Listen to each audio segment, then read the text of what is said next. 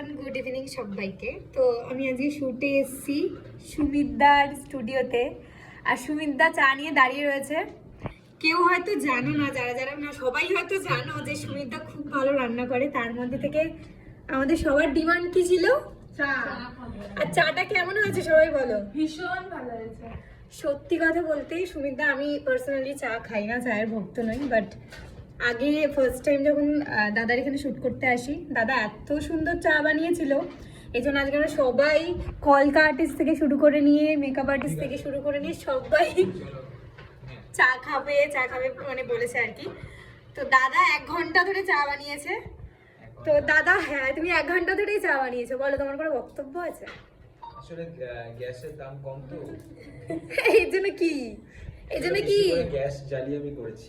বেশি করে গ্যাস জ্বালিয়ে করেছো? এখন সস্তা তো গ্যাসের দাম, সস্তা করে দিয়েছে এখন সব। হ্যাঁ, তো এটাই হচ্ছে ব্যাপার। দাদা এখন আমাদের জন্য চা বানিয়ে নিয়ে এসছে। টেস্ট করে বলছি, আগের দিনের মতো অতটাই সুন্দর হয়েছে নাকি 1 ঘন্টা ধরে চা বানিয়েছে বলে ভালো হয়নি? মজা করছে না তো চাটা সত্যি খুব সুন্দর হয়েছে। এই জন্য সুমিতাকে থ্যাংক ইউ সো মাচ। যবে যবে আসবো তবে এবার চা খাওয়াতে হবে। খাবে তো? ডেফিনেটলি খাবো। আমি চা খাওয়াই, শুটে আসলে ডেফিনেটলি খাবো। তোমরাও এসো, তোমাদেরও খাওয়াবো। হ্যাঁ, তো যারা যারা চা প্রেমিক আছো বা প্রেমী আছো, তারা শুট করার জন্য সুমিতদা স্টুডিও বুক করতে পারো। খাওয়াবো যদি সময় থাকে। এগুলো সব আজকে আমরা ঘুষ। চিকেন হ্যাঁ খেয়েছি, ভালো হয়েছিল। চিকেন কি ওটা? Butter chicken.